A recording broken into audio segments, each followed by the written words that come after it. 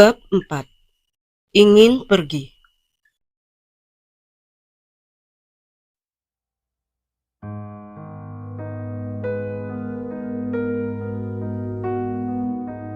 Kasih dan Cinta sudah dibawa jalan-jalan ke mall sejak sore tadi oleh Bude Lastri. Sementara Andara menyiapkan makan malam istimewa untuk merayakan ulang tahun pernikahannya di rumah.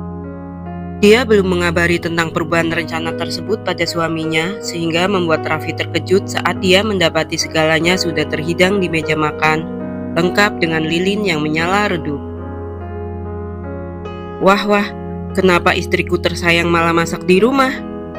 Tanyanya sambil memeluk Andara dari belakang dan mencium pipinya. Diserahkannya buket anggrek yang ia bawa pada sang istri. Andara tersenyum menerima buket bunga kesukaannya itu, menyembunyikan rasa perih yang mendadak muncul di hatinya. "Kita makan malam di rumah saja ya," pintanya pada Raffi. "Asal bikin kamu bahagia, makan dimanapun gak masalah," sahut Raffi kembali mencium pipi istrinya. Rasa bersalah di lubuk hatinya membuat ia selalu berusaha bersikap manis pada Andara. Andara meloloskan diri dari pelukan Raffi, kemudian menghampiri meja makan dan meletakkan buket anggrek ke dalam vas kosong di tengah meja. "Kamu bikin pai ayam sekarang? Tumben, biasanya beberapa hari setelah aku minta baru dibuatin," cengir Raffi ikut menghampiri meja dan meraih pisau yang tergeletak di samping pai. Belum sempat memotong, Andara sudah menepiskan tangannya. "Mandi dulu sana," Raffi tertawa. Dia mengangkat kedua tangannya, kemudian sambil bersiul gembira pergi ke kamarnya. Andara hanya menatap punggung suaminya dengan perasaan sedih. Tidak sampai setengah jam, sepasang suami istri itu sudah tampak sedang menikmati makan malam mereka. Raffi makan dengan lahap, berbanding terbalik dengan Andara yang hanya makan sedikit dan lebih banyak menatap suaminya secara diam-diam. Didengarkannya sang suami berbicara, menceritakan hari-harinya di kantor seperti yang biasa ia lakukan setiap makan malam. Biasanya Andara akan menyahutinya dengan candaan, tapi tidak kali ini. Wanita itu hanya mendengarkan semua yang keluar dari bibir suaminya. "Apa kamu bertemu seseorang yang penting hari ini?" tanya Andara sambil lalu. Ya, aku bertemu beberapa klien penting," sahut Raffi tanpa mencurigai apa-apa. "Bukan itu, maksudku, apa kamu bertemu seseorang yang pernah kamu kenal sebelumnya di masa lalumu?" Raffi menghentikan kunyahannya. Dia mengangkat wajah dan menatap istrinya yang terlihat asik mengaduk-ngaduk makanannya. "Aku gak ngerti," gumam Raffi hati-hati. "Aku menemukan banyak foto Aina di emailmu.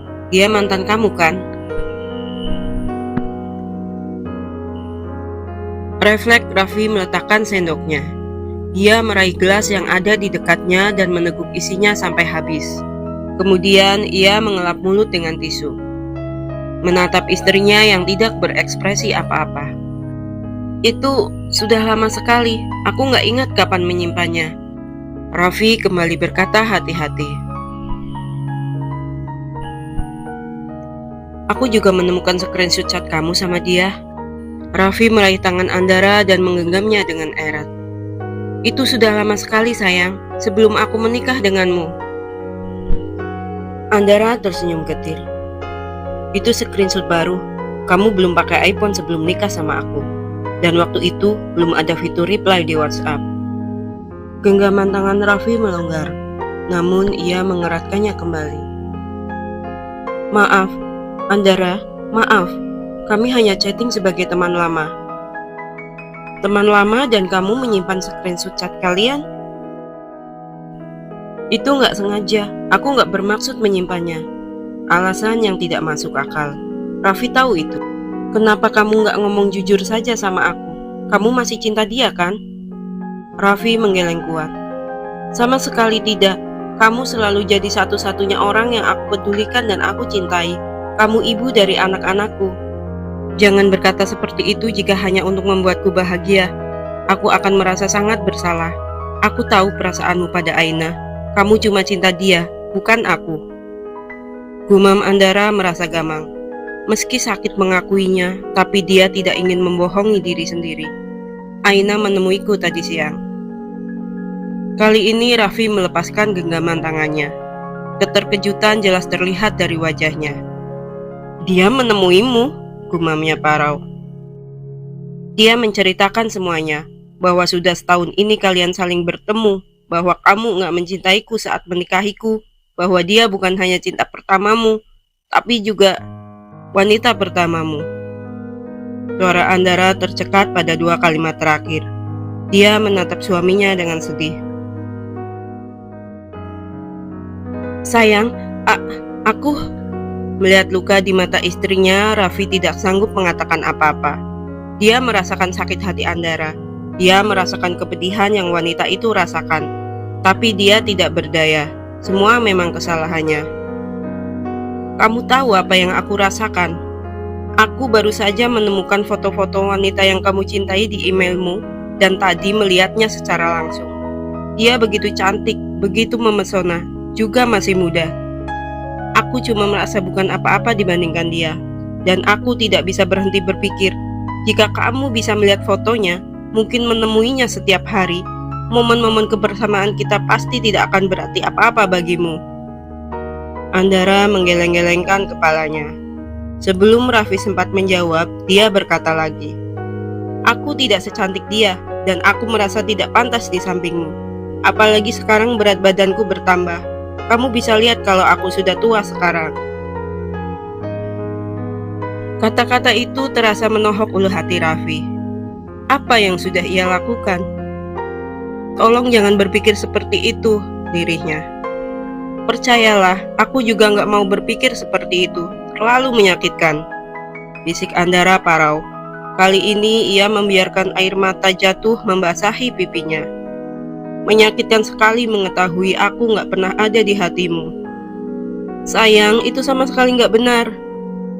Raffi meraih kembali kedua tangan istrinya, menggenggamnya lebih erat lagi.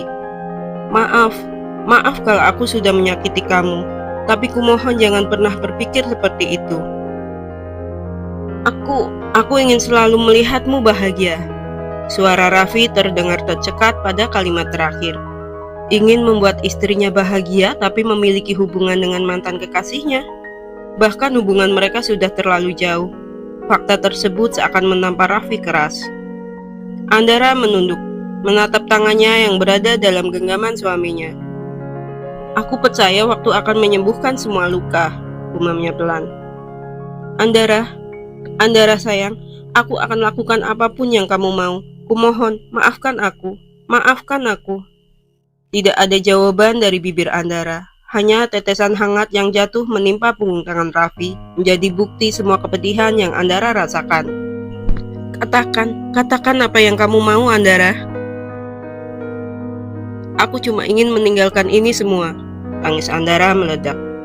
Dia menarik kedua tangannya dan menutupi wajahnya. Aku cuma mau pergi darimu, melupakan apa yang sudah kamu lakukan padaku, hingga aku juga bisa melupakan rasa sakit yang sekarang kurasakan, sambungnya di antara sedu-sedannya. Dada Raffi terasa sesak. Tiba-tiba dia merasa lemas dan tak berdaya.